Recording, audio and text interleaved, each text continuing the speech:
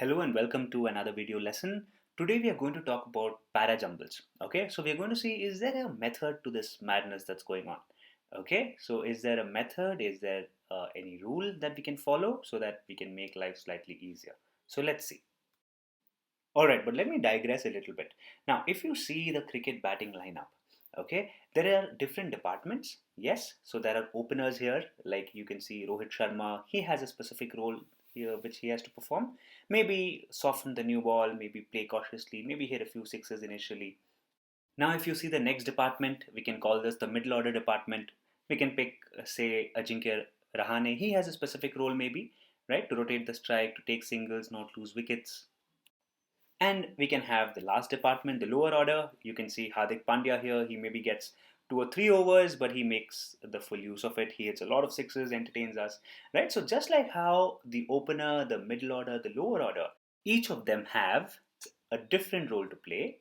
We will see what the opening sentence, the sentences in the middle, and the final sentence will have to do in terms of parajumbles.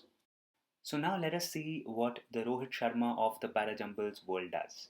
Okay, so remember that the very first sentence of your correct answer is going to be a general statement. Okay, this would be something that's introductory in nature. So maybe it's introducing a person, a place, a situation, an event. It can be something else as well. But remember, it will be something general, maybe something introductory. Alright, now also remember that it will not have subject pronouns to begin. He, she, we, alright, it will not also not have linking words like thus, therefore, hence. Okay, so if you see these instances, you can safely eliminate those sentences. Okay, you can safely say that one amongst them will not be your beginning sentence or your first sentence. Okay, now take this example. Ram goes to a school in his village. This is totally okay because this is a general one. If the statement was he goes to a school in his village, then it would not be the first sentence. Also remember that the first sentence will usually have full forms of abbreviations.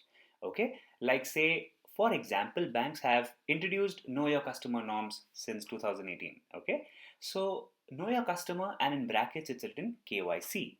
Alright, so this you can say that this is your first sentence. Okay, but if you see a sentence that directly says KYC, then look for some other sentence that expands it.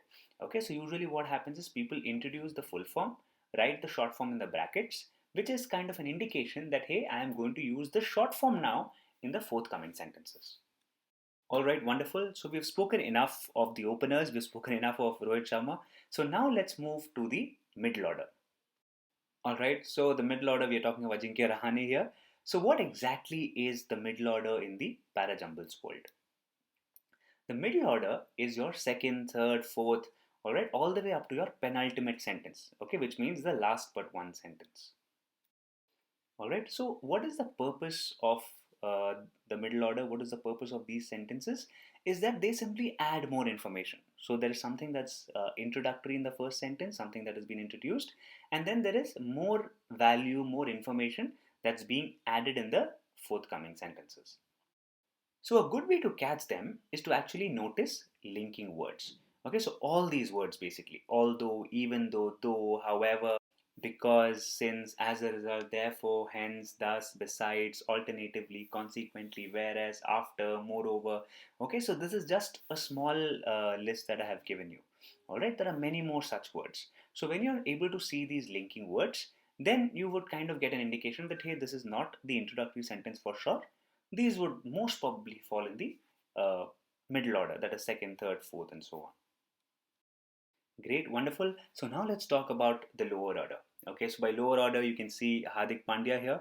Okay, so what does Hardik Pandya do? He comes for a really short time, but his impact is pretty high on the game, right? That's exactly similar to the Parajumbles world, where the lower order is just the last sentence, the ultimate sentence. Okay, but the impact of the last sentence is pretty high. Now let's see why. Okay, so the last sentence, one, it can simply be a continuation of the previous one. Okay, so you see sometimes in cricket that that big finish that you usually expect in the last 5 overs, that never comes, right? So India plays maybe slowly, they just take singles, and then even in the last 5 overs they end up taking singles. So your last sentence can also be like that. Okay, it can simply be a continuation of whatever is mentioned in the middle order or in the second, third, fourth sentences. It can simply be a continuation of that. Or there can be a variant. Okay, the last sentence can be a concluding one. So it can be a recommendation, it can be an advice, it can be an inference. Okay, so the first sentence introduces something, the middle order, second, third, fourth sentences tell you more about it, and the last one is a concluding one. So there is an advice, a recommendation, or an inference based on all the previous sentences. Okay, so just like you might have some criteria to select your lower order batsman, probably you want someone who would get into the pitch and start hitting immediately. Similarly, there are some criteria when it comes to selecting your final concluding sentence.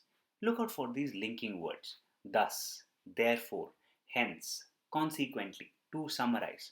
All these are words by which you can catch your concluding sentence. Remember that there can be more than one of these linking words. Okay, so you need to see logically which one comes first and which one comes second, and that would be your final concluding sentence.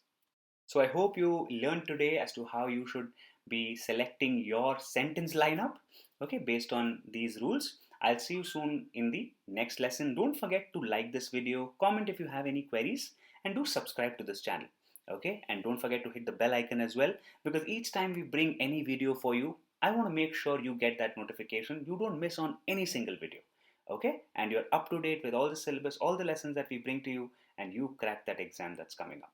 All the very best. I'll see you really soon. Bye bye.